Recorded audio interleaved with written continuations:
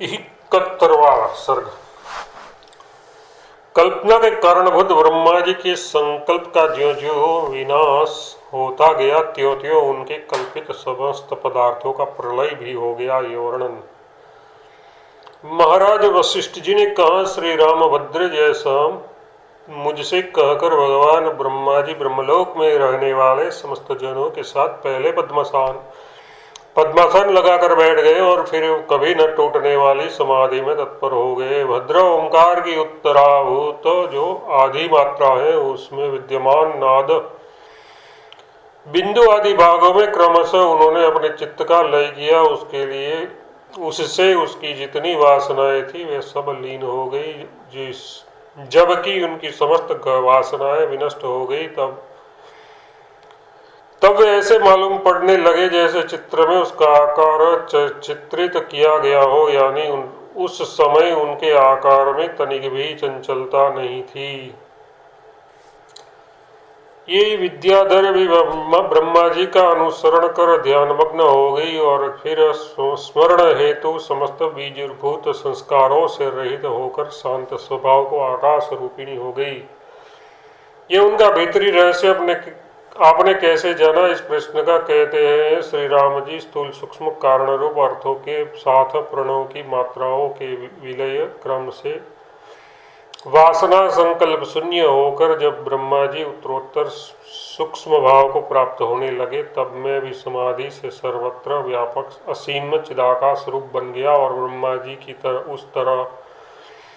उस तरह की स्थिति साक्षात देखने लगा। ब्रह्मा जी का संकल्प धीरे धीरे ज्यों ज्यों उस क्षण से लेकर निरस होता गया त्यों त्यों तत्क्षण में ही पर्वत द्वीप एवं समुद्रों से युक्त पृथ्वी की तृण गुल्म लता धान आदि की उत्पादन सामर्थ्य एवं सभी जल आदि की अपनी अपनी सामर्थ्य विनाश की ओर जाने लगी। समस्त शरीर में जिसको वेदना है ऐसे मरणासन विद्वान को संकल्प के उपसंहार में जैसे अंगों में निरस्ता हो जाती है वैसे ही विराट पुरुष के संकल्प के उपसंहार में विराट शरीर के अवयव पृथ्वी आदि में भी निरस्ता हो जाती है। ये जानना चाहिए। ये आशय से कहते हैं पृथ्वी विराट आत्मा के स्वरूप की एक देशता की ही धारण करती है, यानी पृथ्वी विराट आत्मा की अंग है। इसीलिए जब विराट आत्मा के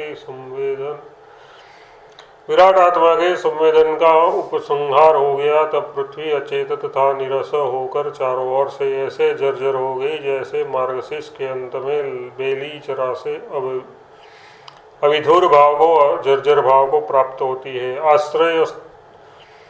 आशयस्त दृष्टांत को प्रकट करते हैं। जैसे हम लोगों के अंग संवेदना के उपसंहार में निरस हो जाते हैं वैसे ही ब्रह्मा जी की अंगभूत पृथ्वी संवेदन के उपसंहार में निरस हो गई।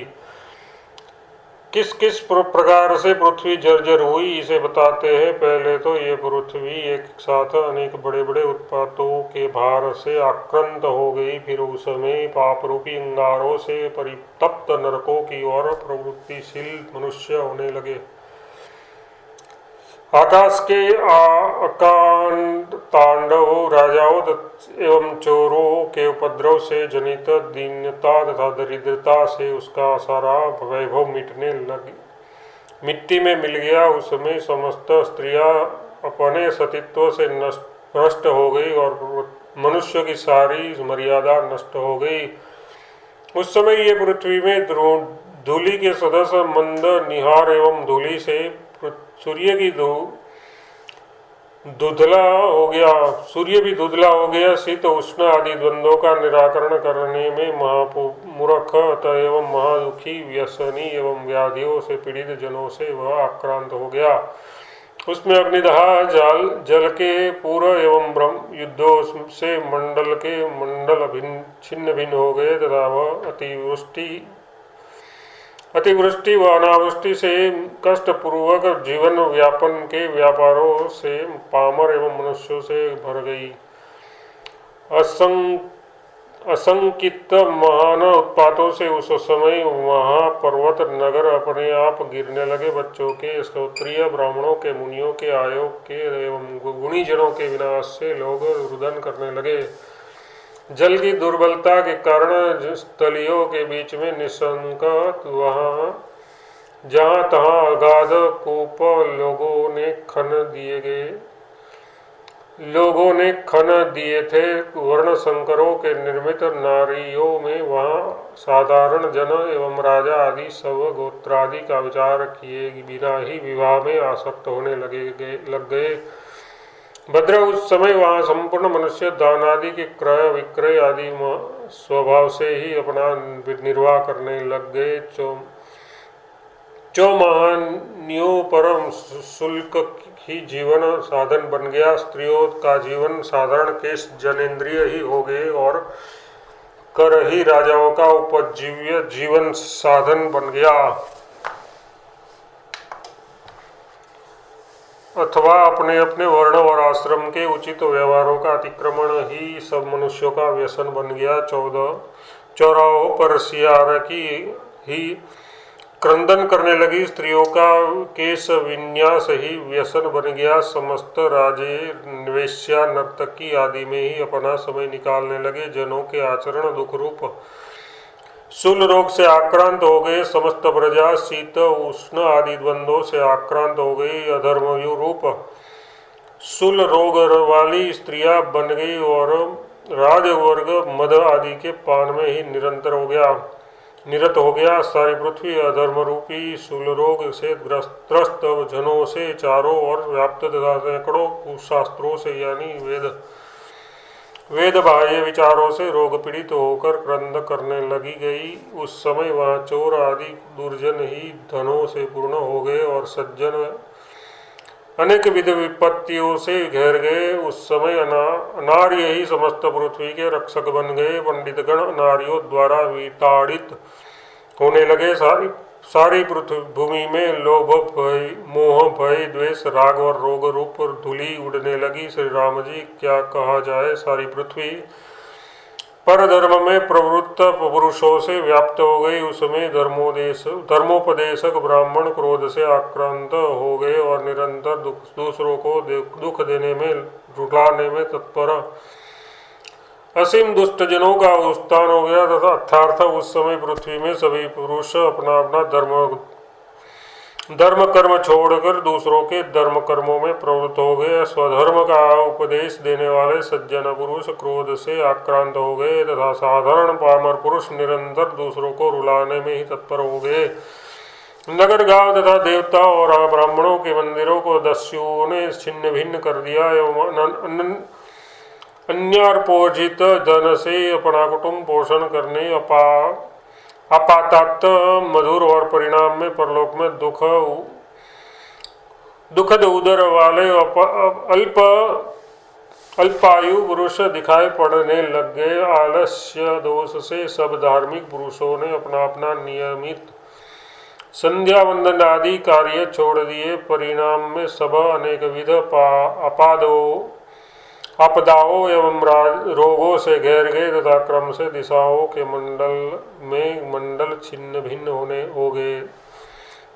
होने लग गए। नगर और गांव केवल भस्मावेश रह गए। संपूर्ण मंडल मतलब झीले उजड़ गए और शब्द करने वाले भस्म एवं मेघों के बवंडरों से आकाश में भयंकर हलन चलन पैदा हो गई। सारी पृथ्वी का पेट अभागी प्रजाओं के बड़े बड़े समारोह एवं रोने के शब्द से युक्त बन गया। सारी जनता चोरी करने में प्रवीण बन गई तथा सभी प्राणियों मनुष्यों में को प्रतिक्षण संतापों का ही सामना होने लगा। भद्र उस समय पृथ्वी में ऋतुओं ने अपना अपना गुण स्वभाव छोड़ दिया और उसके सभी प्रदेशों की सीमाएं निरस्त हो गई। इस तरह ब्रह्मा जी के उदार विराट शरीर को बनाने वाला पार्थिव भाग जब चैतन्य में मिल गया तब पृथ्वी की विशालता समीपवर्ती प्रलय के कारण विलीन हो गई। तदनंतर चेतन रूप संवित से निर्मुक्त जल भी विनाश की ओर उन्मुख हो गया। तब जब जल धातु का स्वरूप कुपित हो गया तब उसने भी अपना नियम तोड़ दिया और नियम तोड़ने के कारण समुद्र अपनी प्राचीन आर्य मर्यादा को तिलांजलि देकर अंधाधुंध विस्तृत जल से लबालब भर गए। फिर उन्मत्तों के सदस्य शब्द कर रहे समुद्र विकृत भाव धारण करके लग गए और अपनी बड़ी बड़ी तरंगों के नाना प्रकार के विक्षोभों से तटस्थ जंगलों का उच्छेद करने लग गए। समुद्रों में बड़ी बड़ी उन्नत तरंगे उठने लग गई। मत और भयंकर महान आवर्त भी होने लगे। दूसरों इससे उसमें रहने वाले जलचरों में हलचल पैदा हो गई। सारे आकाश मंडल में एवं दसों दिशाओं ऊंचे ऊंचे धुल रहे जल तरंग रूप वर्तुलाकार महामेघों से व्याप्त हो गई। बड़े बड़े गुड़ गुड़ शब्द करने वाले आवर्तों द्वारा किए गए महान गर्जन से उनकी पर्वत कंदराएं भयंकर शब्द करने लग गई और जलकणों को जलधाराओं को बरसाने वाले महामेघों से पर्वत भी डूबने लग गए। सभी समुद्रों का भीतरी भाग तथा अपना अपना उत्तम वेग बतलाकर दूसरों पर विजय पाने के निमित्त आगे दौड़ रहे वीर मगरों से धूर्णित विशुद्ध हो गया तथा उलसी मगरों के द्वारा आक्रांत वृक्षों से महाअरण्य सा बना दिया गया।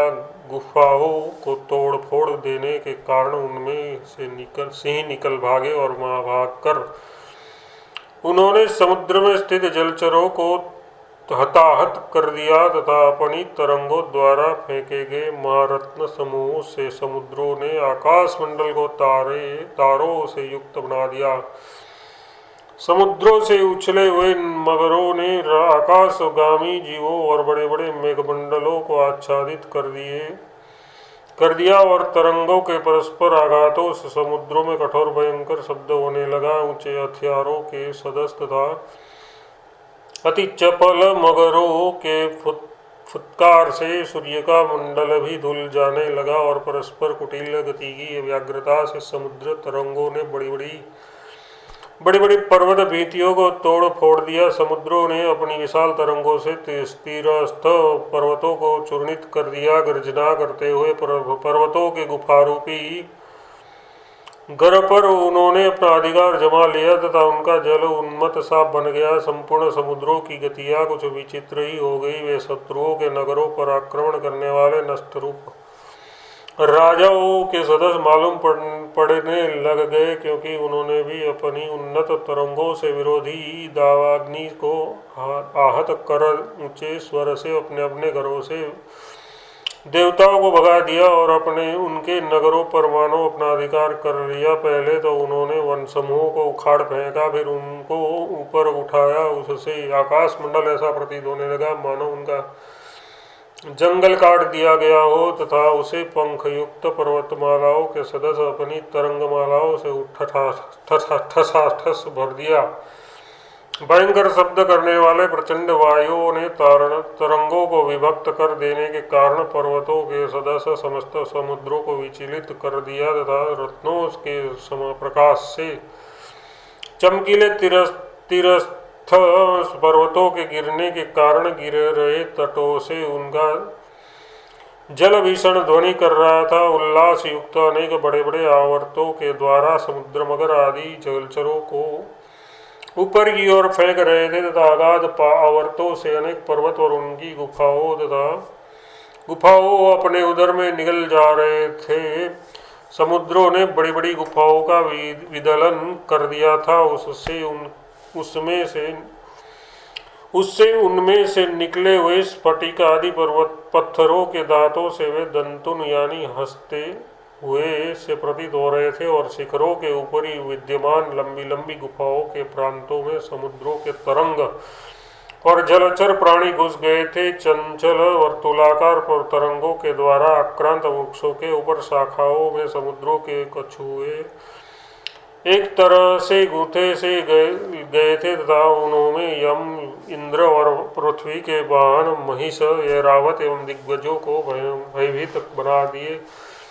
भय विहल बनाकर उनके कान खड़े कर दिए था, यानी उनको भी चकित कर दिया था। उस समय उनमें गिर रहे पर्वत तटों के करकट शब्द सुनाई पड़ने लगे तथा उनमें बड़े बड़े मत्सरों से पुच्छों की छाट से ही छिन्न भिन्न होकर पर्वत शीघ्र नीचे ऊपर डूबने उतारने लगे। लीला से काटे गए अरण्य समूह में समुद्रों की कहीं तो शीतल जलधारा बहने लगी और कहीं जल बड़ी बड़वाग्नि की ज्वाला पंक्तियों से मिश्रित होकर अत्यंत ही गर्म बहने लगी। भद्र सभी समुद्रों में एक अजीब सा दृश्य उपस्थित हो गया। समुद्र जल से अपने आश्रयभूत ईंधनों की विनाश की आशंका से महानल बड़वाग्नि भयग्रस्त होकर छिप जाने लगी और पर्वतमालाओं के ऊपर जलमातंग स्थलमातंगों के साथ भिड़कर युद्ध करने में व्यस्त हो गए। अपने जलों के द्वारा पर्वतों एक दूसरे पर्वतों के साथ टकरा देने में समुद्र बड़े ही कुशल हो गए और इस तरह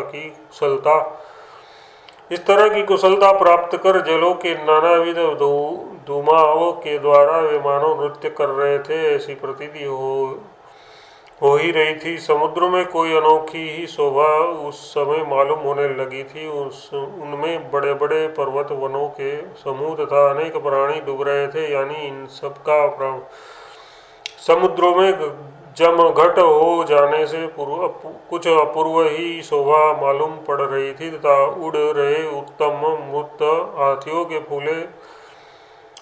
हाथियों के फूले हुए शरीर रूपी नगारे समुद्र अपनी तरंगों से बजा रहे थे। असुरों से पातालों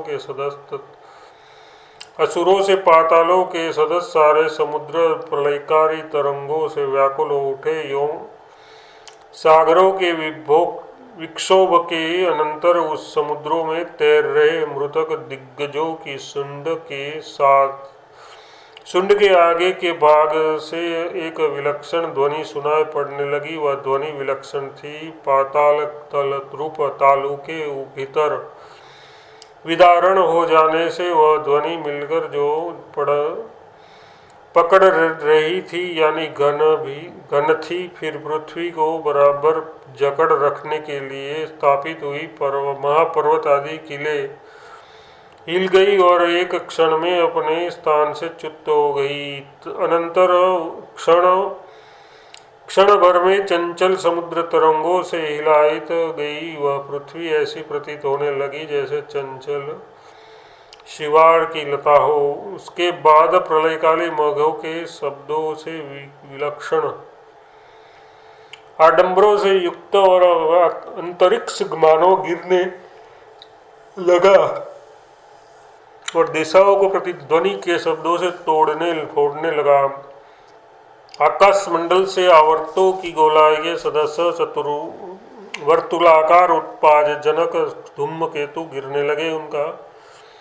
उनका वर्ण सुवर्ण रत्न मोती एवं सिंदूर वर्ण के साबों के सदस्यता दिशा तटों को दग्ध कर देने वाली तथा चंचल ज्वाला रूप जटाओं के आरोप से युक्त अनेक प्रकार की उत्पातों की पंक्तियां दिशाओं से, आकाश से एवं पृथ्वी से आने लगी। भद्र मैंने पहले जिस ब्रह्मा जी का वर्णन किया है, उन्होंने जब अपना विदारण संकल्प समेट लिया तब उपेक्षित असुर आदि एवं पृथ्वी आदि दोनों तरह के भी महाभूत सब और विक्षुब्ध हो उठे। चंद्र, सूर्य, वायु, इंद्र, अग्नि एवं यम ये सब बड़े कोलाहल से ग्रस्त हो गए। उनका अधिकार प्रभाव ब्रह्मलोक में मिल गया। वे अपने अपने स्थान से च्युत होने लग गए।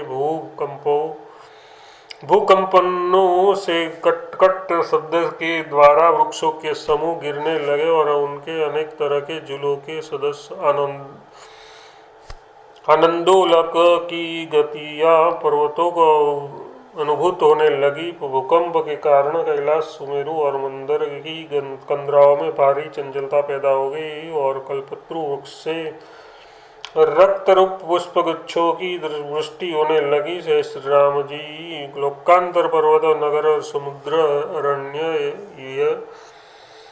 ये जगत पूर्ण समुद्र में उत्पात युक्त कल्प पवन के बहने से एक दूसरे से टक्कर खा रहे मनुष्यों के कोलाहल से विशीर्ण विशीर्ण हो गया, जैसे रुद्रबाण की अग्नि के दाह से चारों ओर से गिर रहा त्रिपुर नगर दैत्य समूह छिन्न भिन्न हो गया था।